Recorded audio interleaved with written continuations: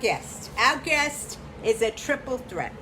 He's not only a magician, a hypnotist, and he's a hypnotherapist. So I'm just so glad to introduce you to David Lawrence today. David, thank you so much for fitting us into your busy schedule. So happy you could be here with us. I'm sorry we had, you see, I'm better off like this. Even though the Facebook Live is supposed to work, I didn't want to practice with someone of your caliber. So how did you get into magic? I mean, every kid wants to be a magician, but then when we realize how hard it is, we just forget it. I mean, but you followed through. Well, I got into it the same way many magicians do get into it, because when I was very young, going back to really young, I could not be understood verbally for the first 5-10 years of my life. I literally had an issue with my tongue, muscles never developing. And so I could not be understood except by my very close friends. And one doctor even suggested that I was challenged mentally. Back then he used a different term. Right. My mother was incredibly incensed about, and my teachers knew that I was intelligent, but I couldn't be understood, and so I was very inward. I didn't have a lot of self-confidence. Now, I remember distinctly doing a magic trick when I was 8 years old for my class, and I remember what trick it was. It was a trick where I took a candle, and I could light it, and back then you could actually light a candle. And you could send a kid to school with matches. That's right, yeah. I mean, you wouldn't be allowed to do that today. And then I blew the candle out.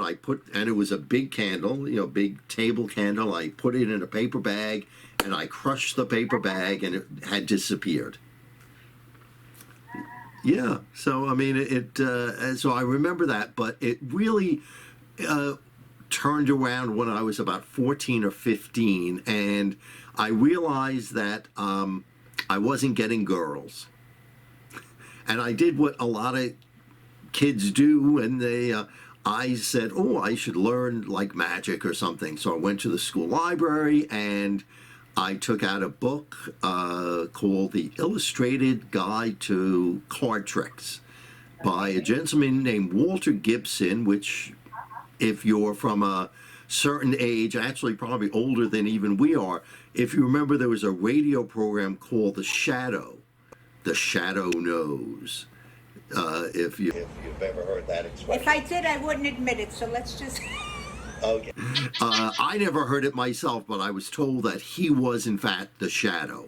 He played that part. But he was also a magician, and he wrote this book, and my grandmother asked my mother one day, why does David come home from school, put on his bar mitzvah jacket, and sit in the front of the TV with a deck of cards for 2 hours? Which is what I would do. I would come home and I would practice my card tricks.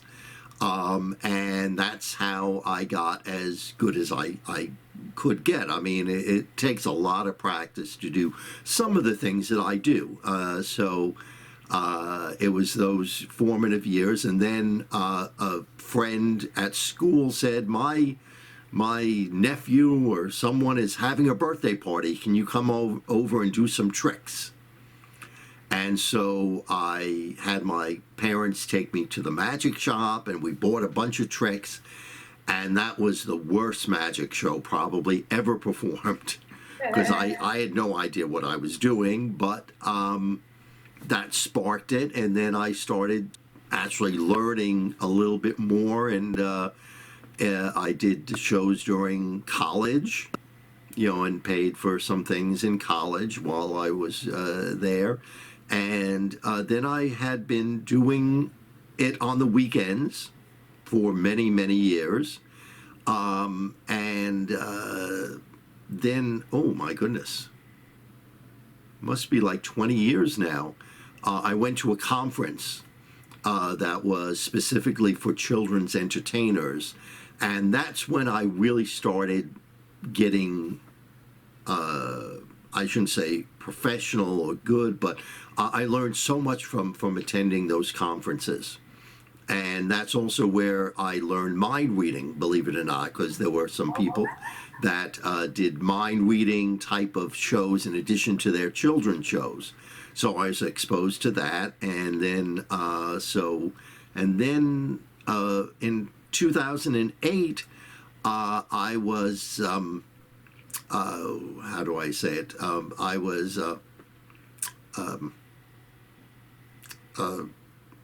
I became unemployed. I actually had been working in computers for 30 years, 25 years. That's what I got my degree in. And it was during the recession, and I got laid off, and I couldn't find another job. And so I'd been doing this magic on the weekends, and I said, let's try and make a go out of it. And so I've been full time ever since. So what kind of groups do you perform at? Okay, well, I would have to say any type of group. I really am not shy about performing at any group. And what's funny in a way, the joke about magicians is on their business card. You'll perform at weddings, funerals, bar mitzvahs. Right. And I actually performed at a funeral once. Really? Yes. I got called up. It was actually it was the luncheon after the funeral, and it was a very elderly grandmother who, I mean, it wasn't a shock. You know, of course, it's still sad, but she had a lot of grandchildren, and they wanted me to come in and do a show for the grandchildren. And it was definitely a little odd. I kept saying, "Are you sure you want me to do this?" And they said, "No. And it turned out fine. I actually did it, and so I perform at weddings. I do perform at bar mitzvahs, business meetings. Of course, starting in March, my shows sort of went up in smoke. Usually during the summer, I am booked every day. It's almost like having a full-time job. Oh, so like for birthday parties for children? No, I do a lot of day camps. I perform at a lot of day camps, but of course, a lot of day camps either they aren't running, or they don't allow people in. I have done a couple of day camps in a mask and keeping my distance, and shows are starting to come back. Yeah, I'm actually doing a couple of shows. I'm doing a show, a 22nd, a virtual show with Bobby Collins, and then August 22nd. I love Bobby. And then the 29th will be my first real show. So I spoke to my doctor, and now do you wear your mask up until the time you perform, or? Well, it depends. More often than not, I wear it. It depends upon the circumstances. At a lot of the day camps, it's outside, so they're sitting like 6 to 7 feet away, so I don't wear my mask. But if I call, and I've made my show mainly non-contact, whereas before, especially with my children's show, I would have 10 or 15 kids come up during the show. Now I don't have any children come up. So you had to stop the audience participation. Exactly. Yeah, I even have a couple of jokes that I bring an audience member. You're right. Yeah, you can't do that now. Right, yeah. So, but if I do come close to someone, I put my mask on, and Do you do any senior centers? Oh, I actually have done. I've done a lot of senior centers. I actually do a tour every January, because when in Florida, because when should I go to January? In July, right? Right. So I do a whole tour of 55 plus communities every January, and that's usually very successful. I do quite a few of them around here. So of course you have to change your material up for a senior.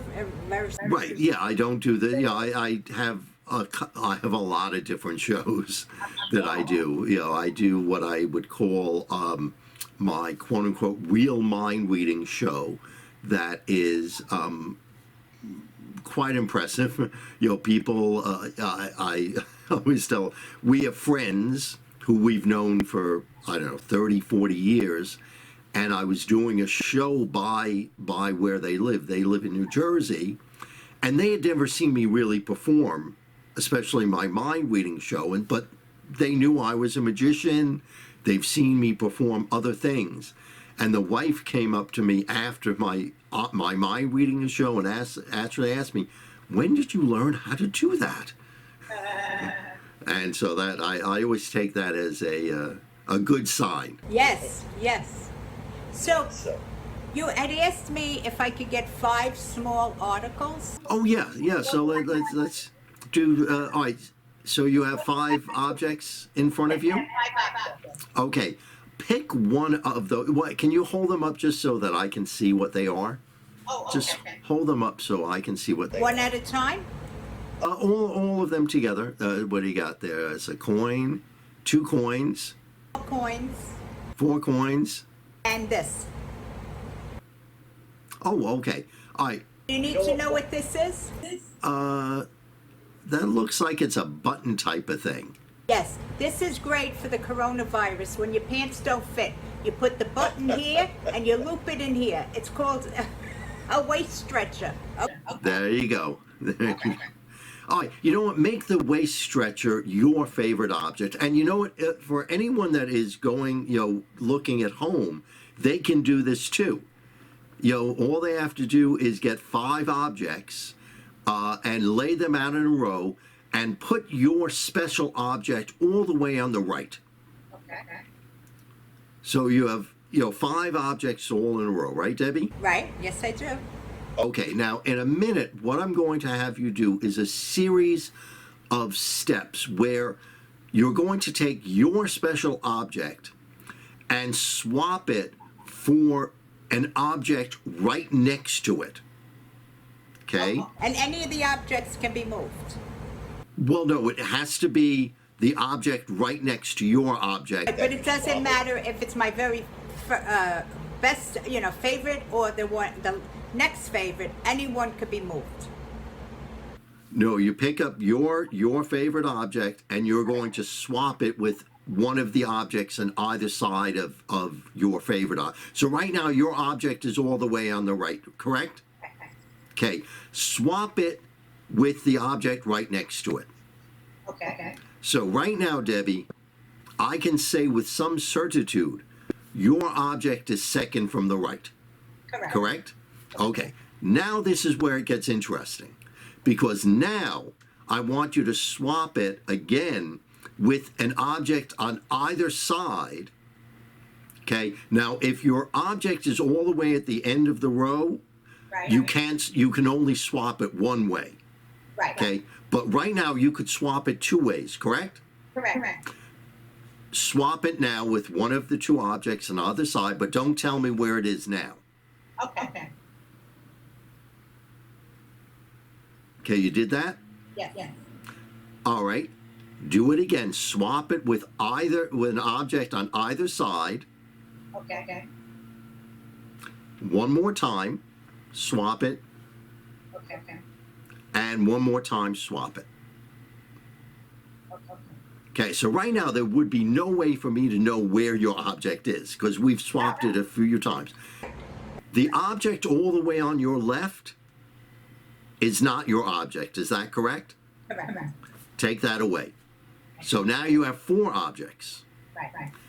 Swap your object with an object on either side of it. Swap it.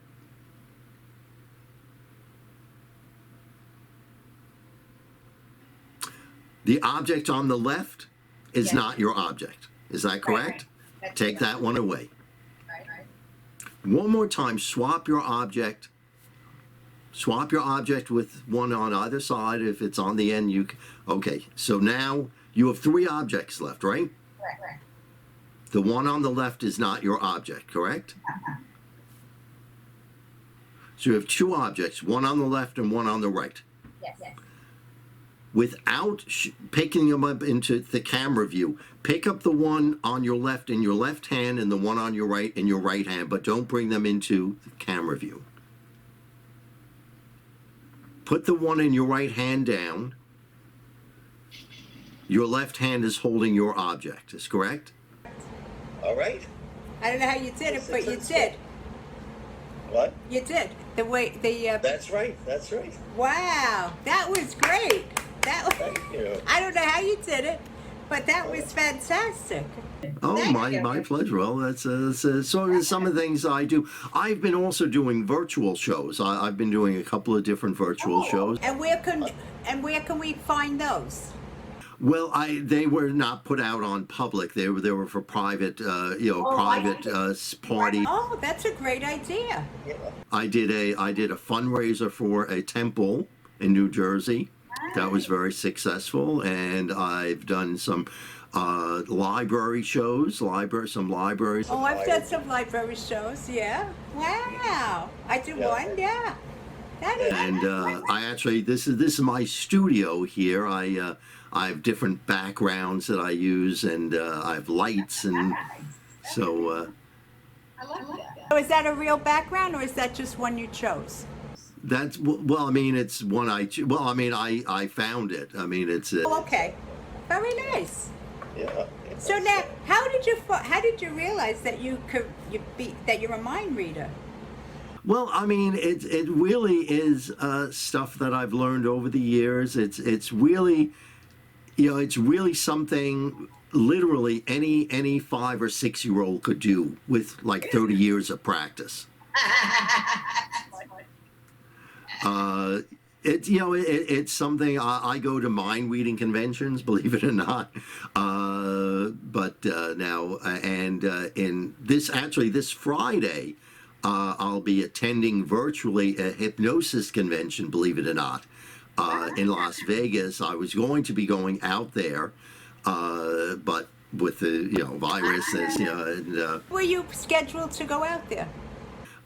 this Friday it would start Friday. No, but so you were already. The date was not changed. It was the. Yeah, they did not change the dates. A couple of conferences were canceled. There's a mind reading convention, believe it or not, that's in November that they canceled very early on.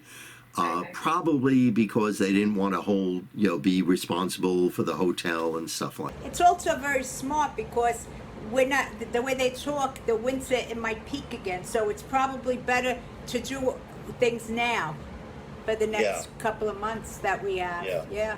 Helene And then, and I were scheduled to go to Vegas June 10th to June 17th. We were going to be there for, right? Was it June 10th? I don't even remember now. 14th. We were going to be there 5 days, and we had to cancel. Yeah, we were going to visit our friend Linda Marcus Smith, and it was going to be fun. We were going to work. We were going to have a pajama party. We were going to have a good time, but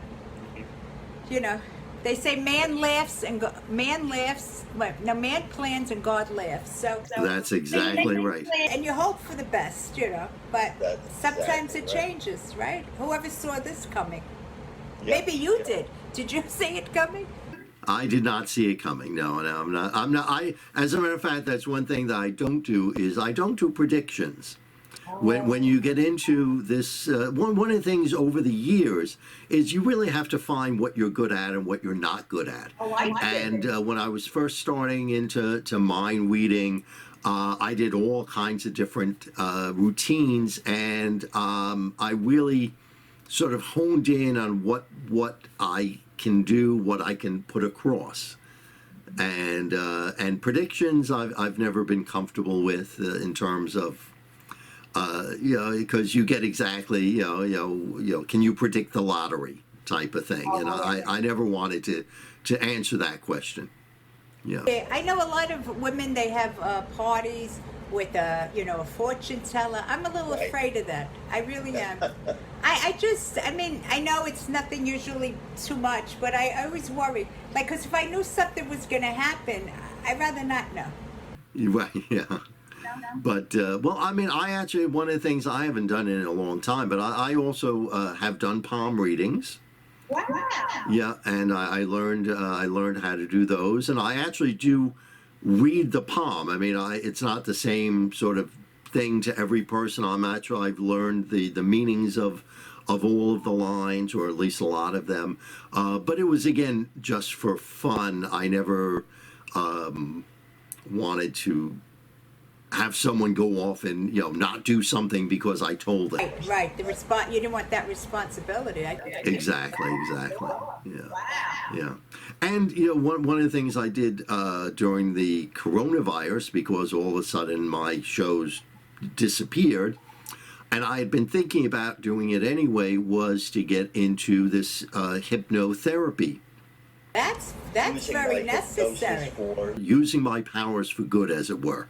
Right, and because I know people have gone to stop smoking, to help with their weight. Wow. That's exactly the type of thing. Have you worked as a hypnotherapist? Yes, yeah. I started the business a couple of months ago.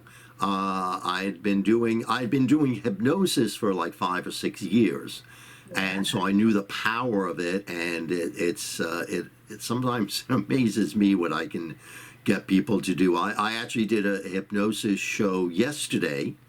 I've done a couple of hypnosis shows. I did a graduation party on Saturday for a high school graduation. It was a private party. Now, I mainly do high school proms and post-proms where I'm working with 50 or 100 kids. This was only like 10 people. But it's really amazing what I can get them to do. I take them on a trip to the Bahamas, and they're sunning themselves and putting on suntan lotion and swatting away flies. And I take them to a funny movie, and they're laughing hysterically at nothing, And it's really amazing. And one of the highlights of the show is where I put a thought into their mind that the back of my suit is missing. And I turn around, and they all go, and I'm not even sure what they're seeing, but they see something.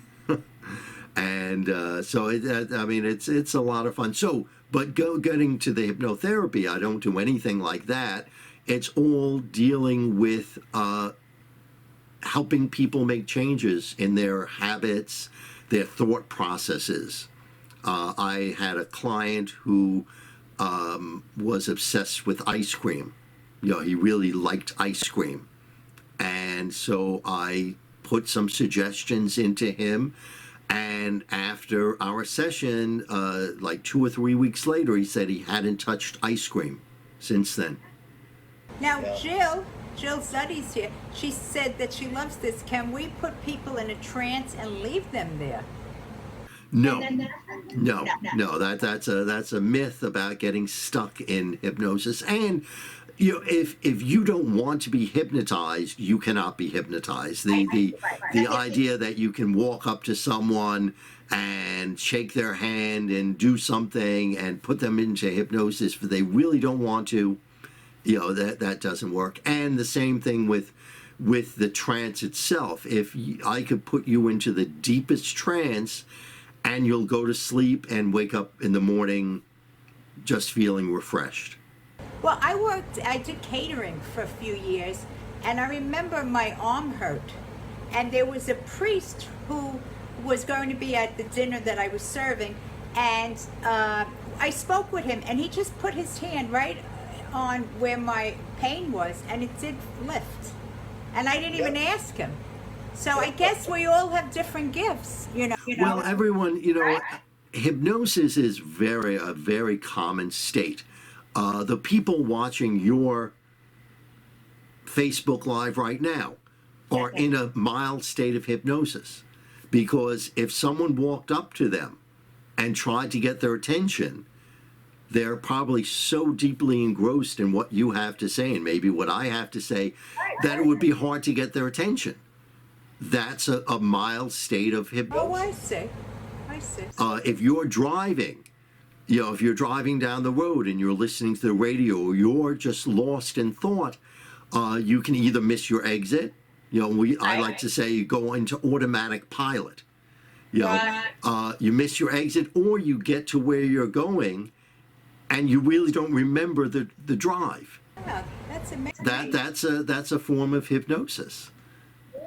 Yeah, so it's a very common thing, and so it's just giving you the right suggestions, saying the right words in the right order, type of thing. I could do something for you right now, a little thing.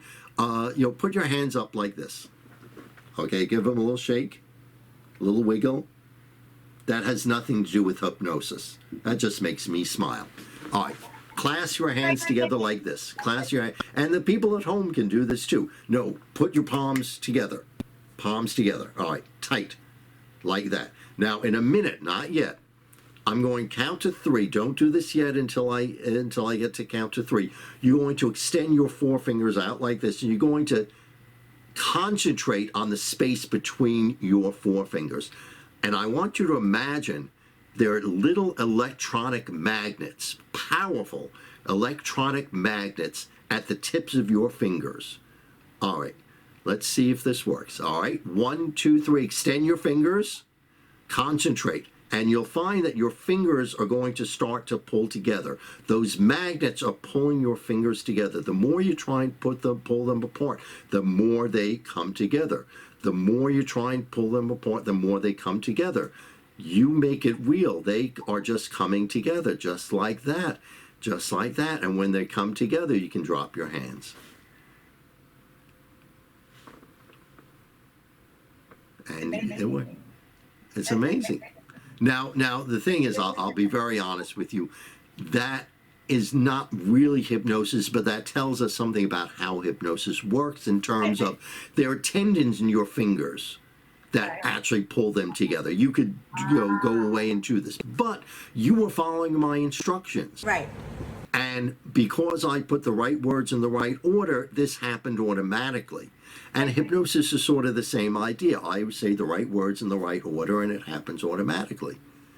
So that's why certain people, will go maybe, like I remember my late husband and my late friend, she went for her weight and he went for smoking, and he was able to stop smoking, but I guess because you have to want it so bad that you allow it, right?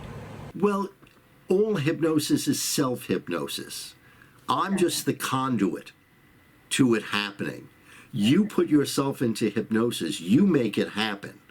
So yes, in a way, you have to want it to happen, and you have to let it happen to yourself. And everyone has different triggers in a way. I know that there's one hypnotic induction that is very popular that doesn't work at all on my wife. I've tried it, and she just says it annoys her. So I do a different type of induction with her. And she can go under, and we've had some success, and that's why in my sessions I deal with the client that's right in front of me, and each session is customized to that person. It's not a thing that I use one specific script that's for weight loss and one specific script that's for stop smoking. I meet the customer, the client, wherever they are, and I work with what they want to deal with. And so that's how I work. Amazing. Wow. And when did you know you had this power and this talent? Which Well, you were a magician. When did you realize you could also hypnotize people? Well, the hypnotism is literally a skill. It's not magic. It's not. It's literally something that you learn how to do, and you learn different techniques. That's why I'll be attending this hypnosis convention on Friday to learn. And as I'm certified. Actually, I'm a certified hypnotist. And to maintain my certification, just like any other profession, I have to do continuing learning. Sure. I have to do continuing education. So I'm always learning new techniques, new methods, And what I like about what I've learned is that everything that I do is evidence-based. You know, there are studies that I can show you that show that it is effective. Well, years ago, because I was heavy and I smoked, and my mother and I went to her friend where her friend was working in a hospital, and they gave us the little round posts. It was a needle and a little post, and we had it on our ear with a little tape. And whenever I wanted to eat or smoke, I would rub it, and it was acupuncture, and it did work. But then, because it was really for people who had drug addiction, they took our posts. They took it right out of our ears to put it in somebody else. This is how long ago it was. And they just put a... Hopefully they cleaned it first. Anyway, at least we got it first. So they put the ball with a tape. It wasn't the same.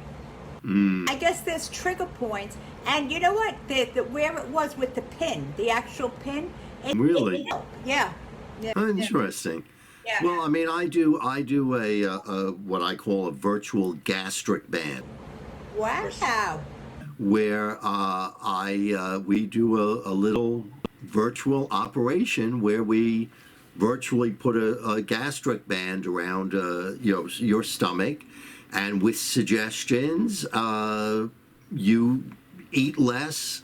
You're more satisfied with your food. Now, again, weight loss is, unfortunately, a difficult thing to work with, only because you have to eat, Right. Yeah, but as opposed to smoking, where you.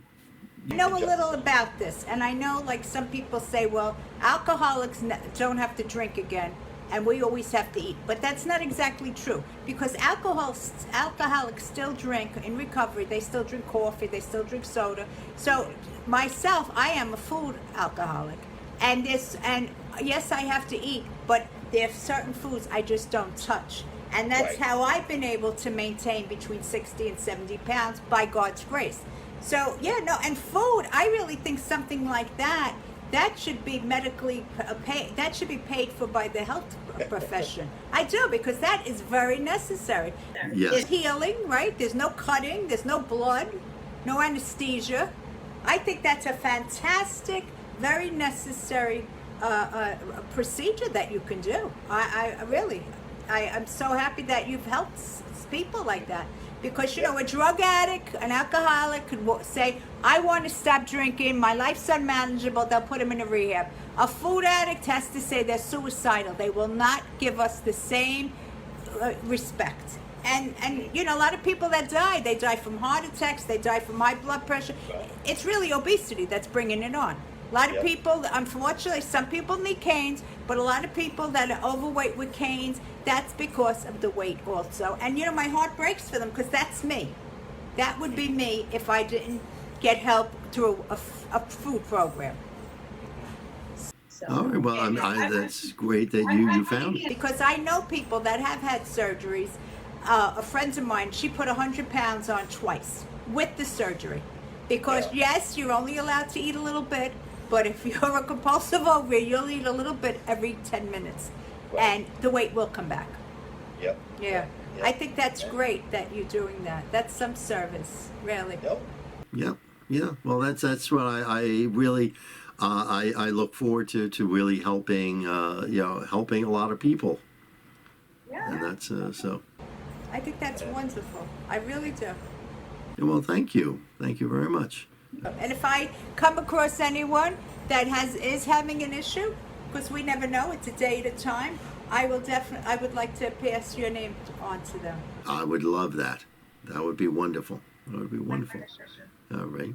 And any other questions that you? I was going to ask you, because for some reason or other, I don't know why, my phone showed that the battery's a little lower, because the way I'm sitting with this heat, I'm sitting under the air conditioner, I can't really charge my phone at the same time. But I knew we were only going to do maybe a half hour, 40, so I figured we'd be okay. Is there anything you would like to say before we end? No, just I think I said everything that I've gone into my beginnings, what I'm doing now. Thank you very much for having me on the show. I really had a good time. And I'm so glad. And could you just say where you can be reached? Okay, well, I have a couple of different websites. My entertainment website is getdavidlawrence.com, GTL, get David LAWRENCE.com, and you can contact me there. And my hypnosis therapy site is called hypnosislongisland.com. So Hypnosis Long Island, one word.com, and that also is where you can get in touch with me. And I'm starting to put out content and stuff like that. So look around for that. If I can, put some information on your page when that comes out, that would be great. Would be wonderful. And also that you can be reached, if all else fails, David Lawrence on Facebook. Right, I have a Facebook presence. Hypnosis Long Island is out there as a Facebook page. David Lawrence, Mind Reader Magician, is my Facebook page because believe it or not, David Lawrence, which is my actual name that my mother gave me without my last name, because she thought when I went into show business, I could drop my last name and just go with David Lawrence. Ah, so she had a premonition too, right? She. All far from the tree. Your mother also knew. That's amazing. My mother just, was, and my father also was always associated with show business. My mother, again, this is a name that people might only know from watching Stephen Colbert. My mother used to speak to Ed Sullivan all the time. Before Ed Sullivan was Ed Sullivan, she worked in a talent agency. And she used to book acts on Ed Sullivan's first show. And my father was very friendly with Gregory Hines, the dancer. And my mother got a wedding present from Kay Ballard, which is a name, again, that probably nobody knows. But so I have a long line of wannabe show business people. Wow, that is fantastic. Yeah. It was a pleasure meeting you. It really It was a pleasure meeting you. It warms my heart to know there's men like you that are doing this service. Great, thank you, and I'm enjoying doing it. Well, thank you so much for coming on today. I always like to end before we're thrown off. I thank God for putting us together, all of us together today. Another beautiful day. Stay cool. And I'm just praying to God that they find a cure for COVID-19 and this civil rest. I love you all. Try to share this if you can. I'll be back tomorrow.